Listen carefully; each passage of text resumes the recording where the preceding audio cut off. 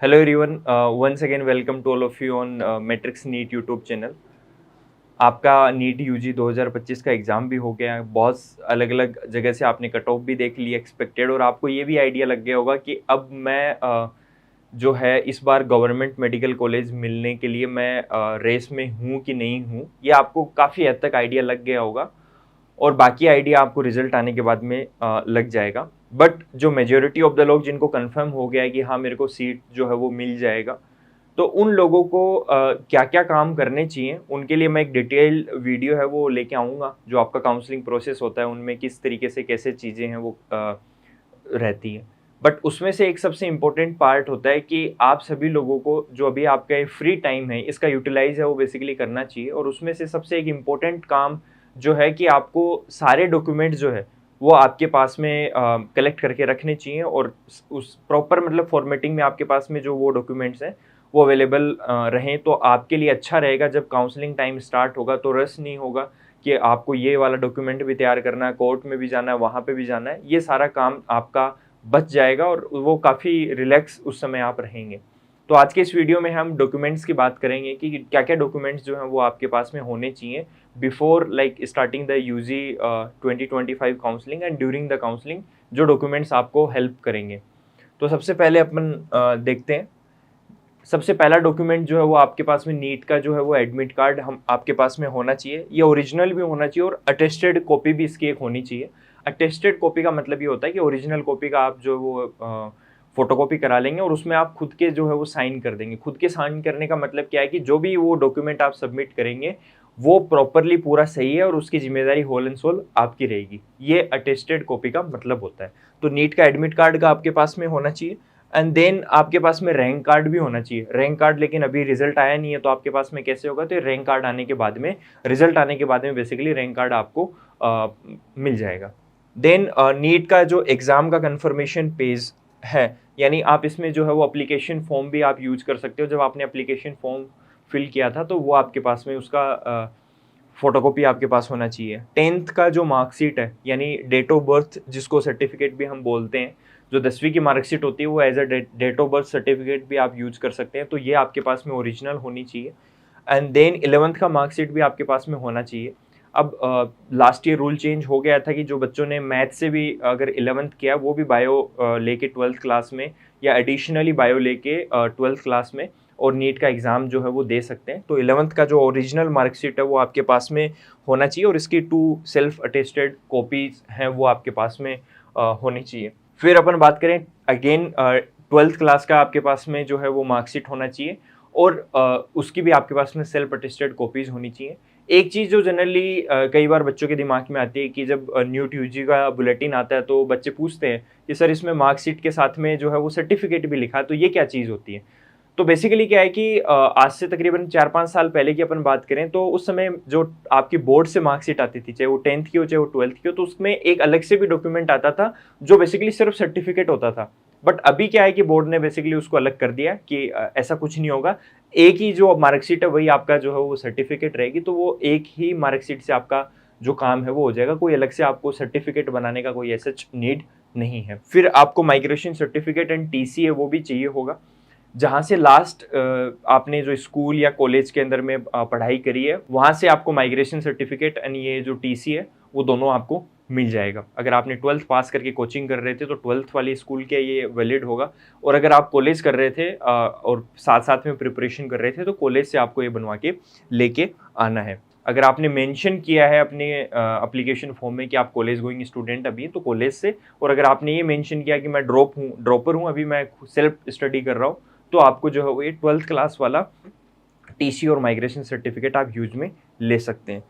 Next gap certificate है। Gap certificate का मतलब बेसिकली ये है कि जैसे कोई बच्चा 12th क्लास के साथ में उसने नीट यूजी का एग्जाम दिया और 12th क्लास में ही वो सिलेक्ट हो रहा है, तो उसको कोई गैप सर्टिफिकेट बनवाने का नीड नहीं है।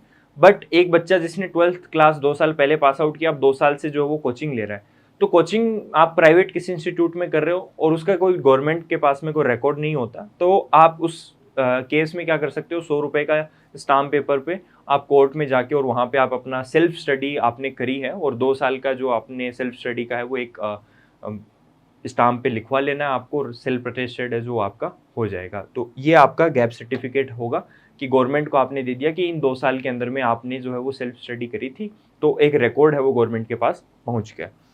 नेक्स्ट 10 to 12 पासपोर्ट साइज आपके पास में फोटोज होनी चाहिए, और कोशिश आपको ये करनी है कि ये पासपोर्ट साइज फोटोज उस जो आपने एप्लीकेशन फॉर्म के अंदर में एक फोटो स्टिक करी थी वो वाली फोटो ही आप इसमें यूज करेंगे तो ज़्यादा अच्छा रहेगा। 9th पॉइंट है डोमिसाइल सर्टिफिकेट। डोमिसाइल सर्टिफिकेट को हिंदी में बोलते हैं मूल निवास प्रमाण पत्र। तो ये जो मूल निवास है ये आपके पास में ओरिजिनल भी होना चाहिए और इसकी आपके पास में सेल्फ अटेस्टेड फोटोकॉपी भी है, वो भी होनी चाहिए। देन आता है कास्ट सर्टिफिकेट, यानी जाति प्रमाण पत्र इसको बोलते हैं। अब जनरली कई बार क्या होता है कि जो जाति होती है उसके हिसाब से जो बच्चे की कैटेगरी डिफाइन होती है वो कई बार स्टेट में अलग होती है और सेंटर में अलग होती है। जैसे कोई बच्चा हो सकता है स्टेट में ओबीसी कैटेगरी में आ रहा हो बट सेंटर में वो जनरल कैटेगरी में आ रही हो, तो उसके पास में 2 सर्टिफिकेट हैं कास्ट के, वो होने चाहिए। और जैसे सेंटर वाला जनरली ऐसे डिफाइन करने के लिए बोल दिया जाता है, सेंटर वाला जनरली आइडेंटिफाई करने के लिए बोल जाता है कि इंग्लिश वाला और स्टेट वाला होता है वो हिंदी वाला होता है। तो आपके पास में जो ये कास्ट सर्टिफिकेट है ये आप बोल सकते हो कि 6 महीने से ज़्यादा पुराना नहीं होना चाहिए।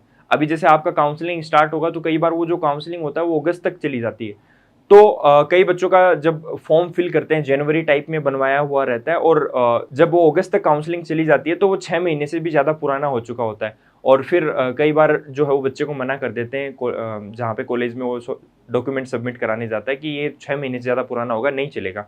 तो इस केस में आप क्या करें कि ऐसी कोई प्रॉब्लम आपको नहीं है, अभी आप खाली बैठे आराम से जाके जो अपना जाति प्रमाण पत्र वो फिर से बना लें अगर आपको ऐसा लग रहा है कि ये इश्यू आपके साथ में आ सकता है। नेक्स्ट आपके पास में डिसेबिलिटी सर्टिफिकेट है। डिसेबिलिटी सर्टिफिकेट अगर अपन एमसीसी की बात करें, आप अगर ऑल इंडिया कोटा की काउंसलिंग की बात करें तो इसके कुछ सेंटर्स दिए हुए हैं वेबसाइट पे, और उसका जो है वो लिंक भी आपको पीडीएफ का हम यहाँ पे अटैच कर देंगे इस वीडियो के डिस्क्रिप्शन में, जिससे आपको ये पता चल जाएगा कि आप कहाँ पे अपना जो ये डिसेबिलिटी सर्टिफिकेट है ये बनवा सकते हैं। ऐसे नहीं कि किसी नॉर्मल डॉक्टर से आपने लिखवा लिया और उसी से आप एमसीसी की काउंसलिंग में पार्टिसिपेट कर रहे हो, वो बिल्कुल वैलिड नहीं होगा। जैसे राजस्थान में एसएमएस में वो डिसेबिलिटी सर्टिफिकेट आप बनवा सकते हैं, और कहाँ कहाँ इंडिया में सेंटर्स हैं वो आपको उससे पता चल जाएगा उस पीडीएफ से। नेक्स्ट हम बात करें जो कैरेक्टर सर्टिफिकेट आपके पास में चरित्र प्रमाण पत्र उसको बोलते हैं, वो बेसिकली आपके पास में जो है वो होना चाहिए।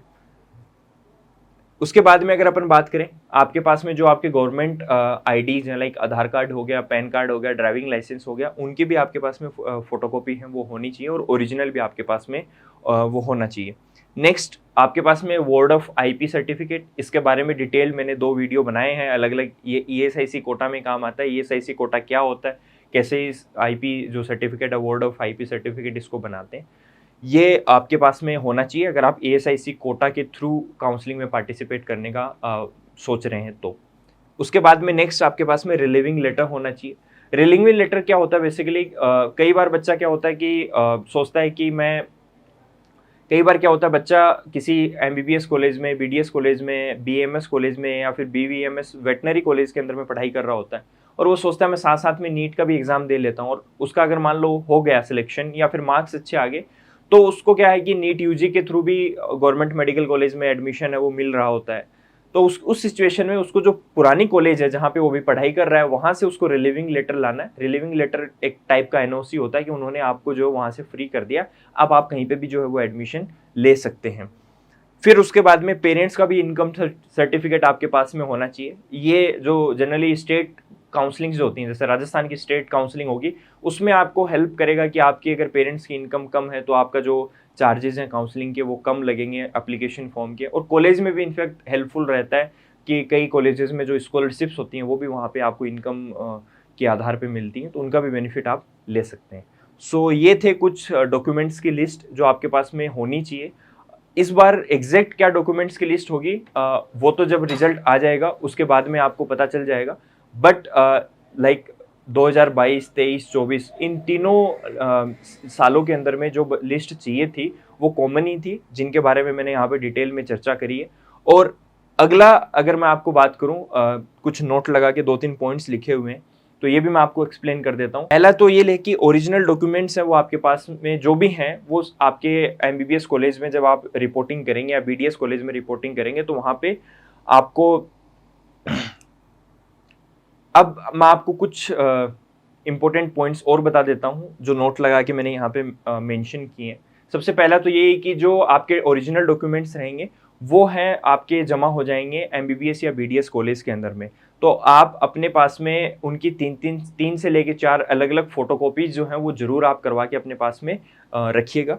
सेकंड, यही मैंने जो आपको बताया कि जो आपके पास में ओरिजिनल डॉक्यूमेंट्स हैं उनकी आपके पास में स्कैन कॉपी आपके पास में होनी चाहिए, ताकि फ्यूचर में कभी आपको काम पड़ गया, अब आपने ओरिजिनल डॉक्यूमेंट्स तो कॉलेज में सबमिट करा रखे तो आप अपना काम कैसे करेंगे, तो आपके पास में स्कैन कॉपी होनी चाहिए। एंड थर्ड कि आपके पास में उनकी जो है वो 3 से 4 अलग अलग फोटो कॉपीज जरूर होनी चाहिए।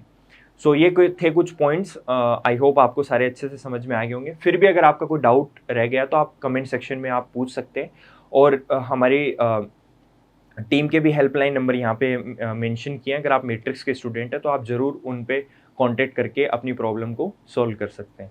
So thanks for watching the video. और भी ऐसे नीट यूजी 2025 जो काउंसलिंग है उसके अपडेट पाने के लिए इस चैनल को आप सब्सक्राइब कर सकते हैं।